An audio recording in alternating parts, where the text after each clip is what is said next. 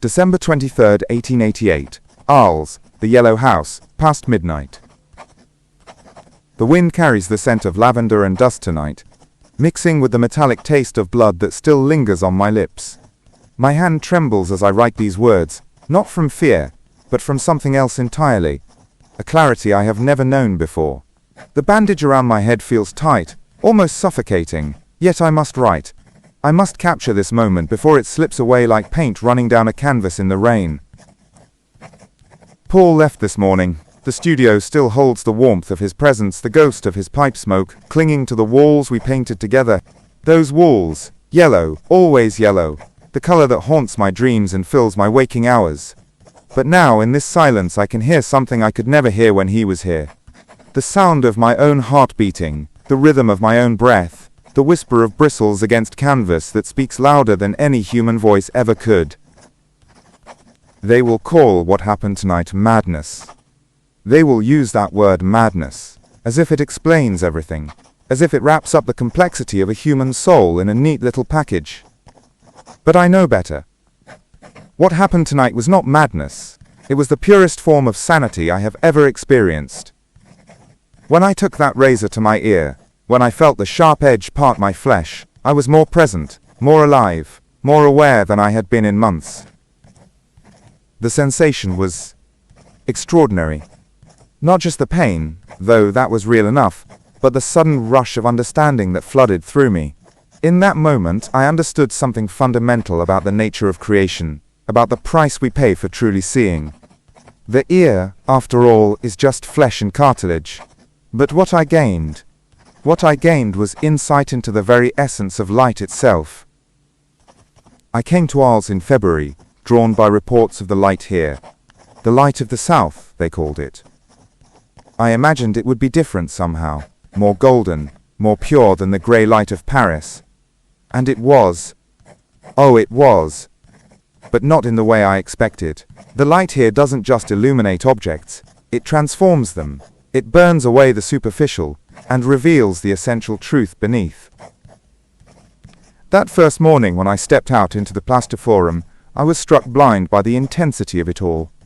The yellow of the cafe awnings, the blue of the sky so pure it made my chest ache, the shadows that weren't grey but purple and green and every colour imaginable. I stood there, weeping, actually weeping, because I knew that every painting I had ever made before that moment was a lie. Yellow. Why am I so obsessed with yellow? People ask me this and I struggle to explain. It's not just a colour, it's a state of being. Yellow is the colour of sunflowers turning their faces toward the light, of wheat ready for harvest, of the warmth that keeps us alive. But more than that, yellow is the colour of madness and of enlightenment, and sometimes I think they are the same thing. When I paint, really paint, not just going through the motions but truly painting, I cease to exist as Vincent van Gogh. I become the paint itself. The brush becomes an extension of my nervous system, and the canvas becomes the landscape of my soul. There is no separation between observer and observed, between creator and creation. I am the swirling sky, I am the cypress tree reaching toward heaven, I am the star that burns so brightly it consumes itself. Paul understood this, or at least he pretended to. For 2 months we worked side by side in this yellow house, and I dared to hope that we might create something together that neither of us could create alone. We talked about art until dawn, argued about color theory, shared our dreams of a new kind of painting that would speak directly to the human heart. But Paul was always holding something back. He watched me paint with the detached curiosity of a scientist observing a specimen. He admired my passion, yes, but he never shared it. He painted with his head while I painted with my entire being, and gradually, I began to feel that familiar isolation creeping back in, that sense of being fundamentally alone in the universe. The tension between us grew day by day. I could see it in the way he looked at me, the way he would pause before responding to my questions, the way he began to spend more time away from the studio. I knew he was planning to leave before he told me. I could feel it in the air between us, thick and suffocating like the mistral wind that drives everyone in Arles half mad. Why do I paint so many self-portraits? People think it's vanity, but they're wrong. I paint myself because I am the only subject I can never escape from. I am trapped inside this body, behind these eyes, and the only way I can understand what it means to be human is to examine myself with the same intensity I bring to painting a sunflower or a starry night. Each self-portrait is a question. Who am I today? What does my face reveal about my soul? How has suffering changed me? How has joy? I paint myself with different expressions, different backgrounds, different moods, trying to capture the multiplicity of the self, the way we are never quite the same person from one moment to the next. And always, always there is Theo, my brother, my anchor, my connection to the world beyond these walls. Without him, I would have starved long ago. Without his letters, his encouragement, his patient understanding of my difficult nature, I would have given up on art entirely. But this dependence weighs on me like a stone around my neck. Every paint tube I squeeze, every canvas I stretch, every brush I clean, it all costs money that I don't have, money that Theo provides out of his own modest salary. How can I justify this? How can I ask him to continue supporting my obsession when I have nothing to show for it but paintings that no one wants to buy? The guilt is crushing sometimes. I lie awake at night thinking about the sacrifices Theo makes for me, thinking about his wife and child who go without, so that I can have paint and canvas.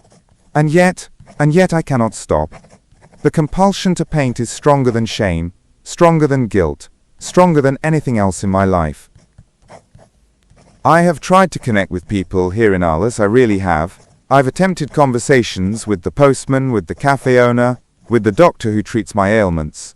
But there is always this barrier between us, this sense that we are speaking different languages, even when we use the same words. They see me as the strange Dutch painter who lives in the yellow house, the one who paints at all hours and talks to himself while he works. And perhaps they're right to be wary of me. Perhaps there is something fundamentally different about people like me. People who see the world not as it is but as it could be. People who are willing to sacrifice everything for the sake of an impossible dream. We are dangerous in our way. We remind others of possibilities they have given up on, dreams they have abandoned. What is an artist really? Is it someone who creates beautiful things? Is it someone who sells paintings to wealthy collectors? Is it someone who receives recognition and acclaim? I used to think so, but now I believe an artist is simply someone who cannot help but see the world differently, someone for whom the act of creation is as necessary as breathing. Success, as the world defines it, has never been within my reach.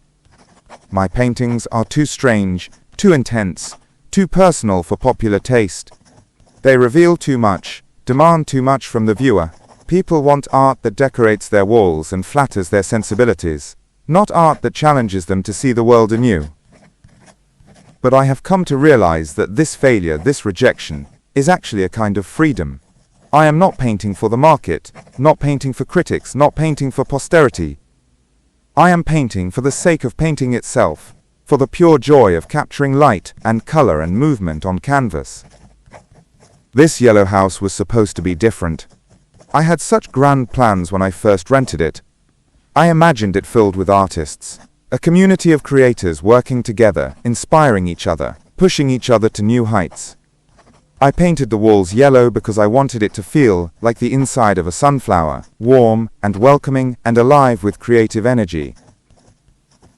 Paul was supposed to be the first of many. We would paint together, exhibit together, perhaps even establish a school of painting that would revolutionize art. But dreams are fragile things, and reality has a way of crushing them. Paul is gone, and I am alone again in my yellow house, surrounded by paintings that no one else understands. Tonight, when I cut my ear, I was not thinking about Paul, or about loneliness, or about failure. I was thinking about the nature of perception itself. How do we know what we know? How do we separate the real from the imagined? What is the difference between madness and vision? The razor was sharp and clean. I had been using it to scrape paint from my palette, and as I held it, I began to wonder, what would happen if I removed the very organ that allows me to hear? Would I hear more clearly, or would I hear nothing at all? Would the silence that followed be empty, or would it be full of new possibilities? The physical pain was intense but brief. What lasted longer was the sensation of liberation, of breaking free from some invisible constraint that had been holding me back. I felt like I had crossed a threshold, entered a new realm of experience, where the ordinary rules no longer applied. Before they took me to the hospital, I was working on a painting. I can't even remember what it was supposed to be, a portrait perhaps, or a still life. But as I painted, with blood seeping through the bandage around my head, I felt something I had never felt before. The painting seemed to be painting itself, the colors choosing themselves, the composition emerging without conscious thought on my part. This is what I have been searching for all my life. That moment when the ego disappears and something larger takes over. When the painting becomes a conduit for forces beyond my understanding. I have touched it briefly in other works, but tonight, I lived in it, breathed it, became it. Religion has always puzzled me. I was raised in a Protestant household, trained for the ministry, sent to preach to the miners in Belgium, but I could never reconcile the God of the church with the God I saw in nature, in the way light falls across a field of wheat, in the spiral of a shell, in the intricate pattern of bark on a tree. My God is not a distant judge sitting in judgment of human folly. My God is immanent, present in every brushstroke, every color choice, every creative act. When I paint, I am not just making pictures. I am participating in the ongoing creation of the universe itself. Perhaps this is why I paint with such urgency, such intensity. I feel the presence of something sacred in the act of creation, and I want to honor it, to give it form and substance that others can see and feel and understand. My paintings are not just representations of the visible world, they are windows into the invisible world that lies behind and beneath, and within everything we see. Death. I think about death often, not because I am morbid or suicidal, but because I am intensely alive. The awareness of mortality gives weight to every moment, urgency to every creative act. I know that my time is limited, that my body is weak, that my mind is fragile. But while I am here, while I can still hold a brush, I will paint. I paint because I must. I paint because the alternative is unbearable. I paint because in the act of painting, I come closest to understanding what it means to be human, what it means to be conscious, what it means to be alive in this strange and beautiful and terrible world. Will anyone remember the name Vincent van Gogh 50 years from now? 100 years? I doubt it. I will be a footnote in the history of art, if I am mentioned at all. My paintings will gather dust in storage rooms. My letters will be discarded. My dreams will be forgotten. But that doesn't matter. What matters is that I have seen what I have seen, felt what I have felt, painted what I have painted. I have been a witness to beauty that would otherwise have gone unnoticed. I have given form to visions that would otherwise have remained invisible. The light. Always it comes back to the light. That is what I believed in tonight, what I still believe in as I write these words. Not the light of reason or logic or conventional wisdom, but the light that shines through a wheat field at sunset. The light that transforms a simple room into a sacred space. The light that reveals the divine in the ordinary. Tomorrow morning, if there is a tomorrow morning, I will take up my brush again. I will squeeze paint onto my palette. I will stand before a blank canvas, and I will try once more to capture something of the light I have seen. It may be impossible, this task I have set for myself, but I will continue trying until the day I die. The bandage around my head is growing damp with perspiration and blood. The pain is returning, sharp and insistent. But I am not afraid. I have touched something tonight that most people never experience in a lifetime. I have seen beyond the veil of ordinary perception into the realm where all things are connected, where color and light and love are one. Paul will probably never understand what happened here tonight. He will write it off as another episode of my so-called madness, another example of my inability to cope with the pressures of ordinary life. But Paul has never painted a starry night, has never felt the cypress trees reaching toward heaven, has never seen the face of God in a sunflower. I forgive him for leaving. I forgive everyone who has ever turned away from me, who has ever dismissed my work, who has ever called me mad. They cannot help what they cannot see. But I am cursed and blessed with vision, with the ability to see beyond the surface of things into their essential nature. The candle beside me is burning low. Soon I will have to choose between continuing to write and continuing to paint. The choice is easy. I will paint. I will paint until my eyes can no longer focus, until my hand can no longer hold a brush, until my heart can no longer beat. Because in the end, that is all I have ever wanted, to paint the light. Not to describe it, not to analyze it, not to understand it intellectually, but to paint it. To capture it on canvas in all its mystery and glory, and share it with a world that has forgotten how to see. The wind has died down now. The night is still and quiet, except for the distant sound of church bells marking the hour. 3 o'clock in the morning. The world sleeps, but I am awake, more awake than I have ever been. And I am painting, always painting, painting the light that lives behind my eyes, the light that no darkness can extinguish. December 24th, 1888. Arles, the Yellow House, dawn. The sun is rising over the rooftops of Arles, painting the sky in shades of pink and gold and blue that I could never hope to capture with mere pigment. But I will try. God help me, I will try. Because this is what I was born to do, what I live to do, what I will die doing if necessary. My ear throbs with each heartbeat, but the pain is nothing compared to the ache in my soul when I am not painting. The doctor will come soon to change my bandages, to prescribe rest and quiet, and all the things that are poison to a soul like mine. But I will smile and nod and agree, and then I will return to my easel. I look at the painting I was working on last night, and I see something I have never seen before in my own work. There is a quality of light in it, a sense of energy and movement, that seems to come from beyond my conscious control. It is as if the act of cutting my ear opened some channel that had been blocked, allowed something to flow through me that had been dammed up for too long. This is what I have been searching for all my life without knowing it. This sense of being a conduit rather than a creator, of being used by forces larger than myself to bring something new into the world. I feel humble and grateful and terrified all at once. The yellow of the wall seems brighter this morning, more alive. Everything seems more alive. The grain of the wood floor, the texture of the canvas, the way the light falls across my palette, it all pulses with an inner vitality that I had been blind to before.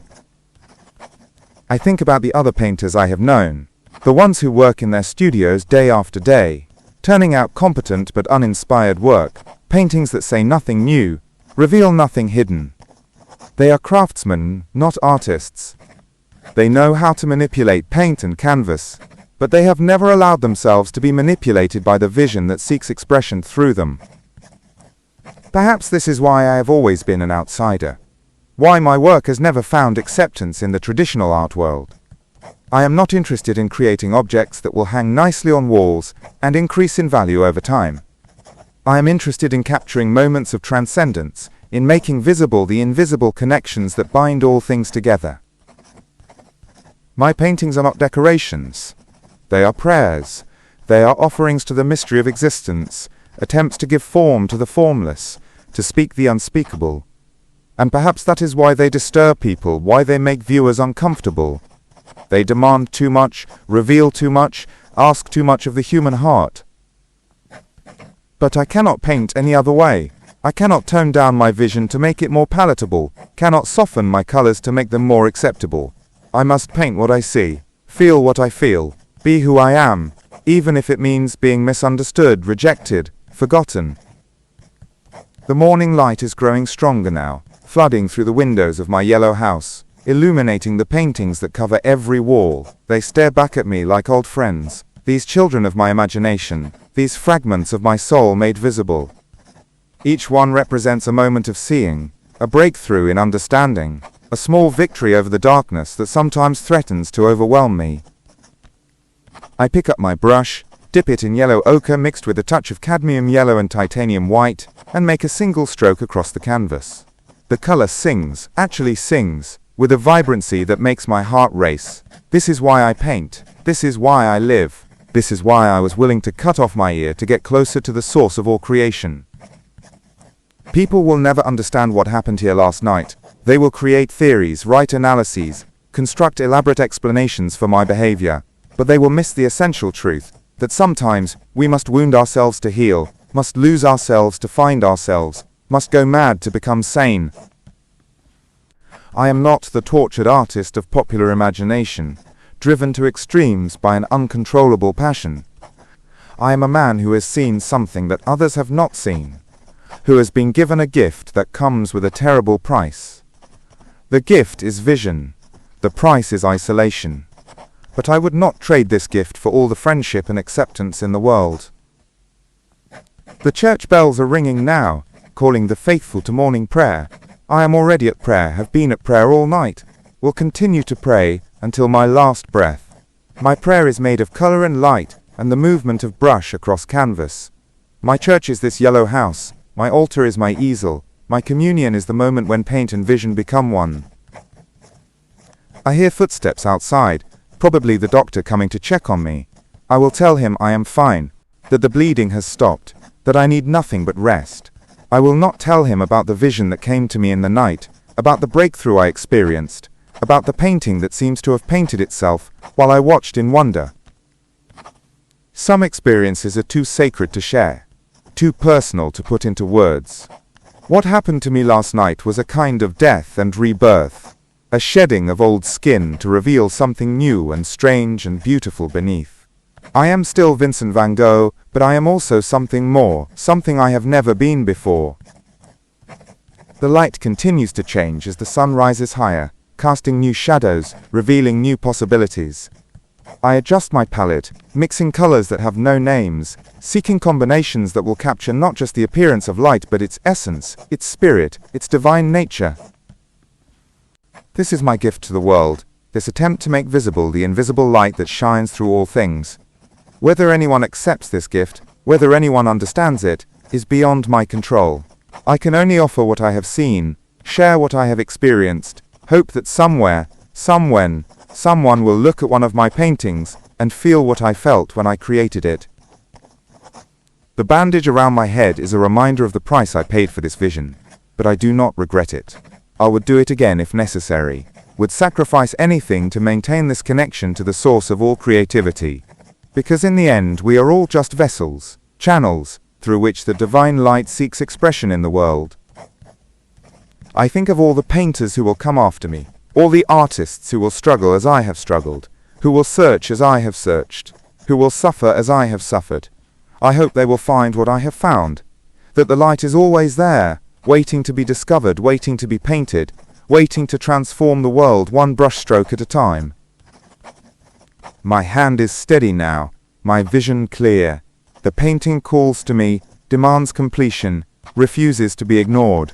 I am its servant, its willing slave, its faithful interpreter. I will paint until the light fades, until my strength gives out, until there is nothing left to paint. And when that day comes, when I can no longer hold a brush, when my eyes can no longer see, when my heart can no longer beat, I will go peacefully, knowing that I have done what I was born to do. I have painted the light, I have made visible the invisible. I have added my small voice to the great symphony of creation. The sun is fully up now, bathing everything in golden light. It is Christmas Eve, a day of hope and promise, a day when the world celebrates the birth of light in darkness. How fitting that I should experience my own rebirth on this day, my own emergence from darkness into light. I close this journal now and return to my painting. There is work to be done, visions to be captured, light to be made visible. The world may not understand what I am doing, may not appreciate the sacrifice I have made, may not recognize the gift I am trying to give. But that does not matter. What matters is the painting itself, the pure act of creation, the moment when color and light and vision become one. That is my prayer, my worship, my reason for being. That is what I believed in when I cut my ear, what I believe in now, what I will believe in until my dying day. I am painting the light. I have always been painting the light. I will always be painting the light.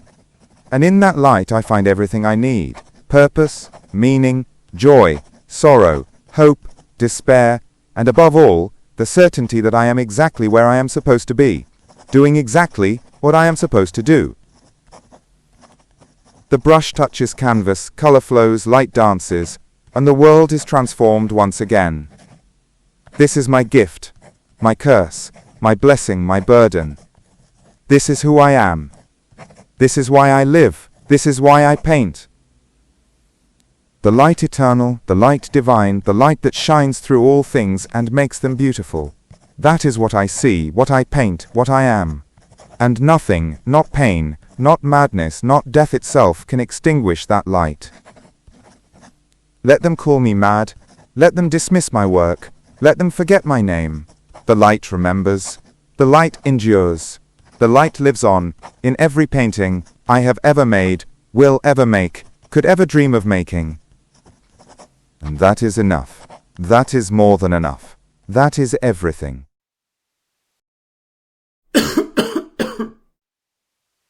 Thanks for sticking with me all the way to the end of this diary. I'd love to hear what you thought. Just drop a comment below. If this helped you in any way, a like and a subscription would mean a lot. And if you'd like to support the channel, you can do that through the QR code on the bottom right or the link in the description. Thanks again for today. I hope you'll join us again next time.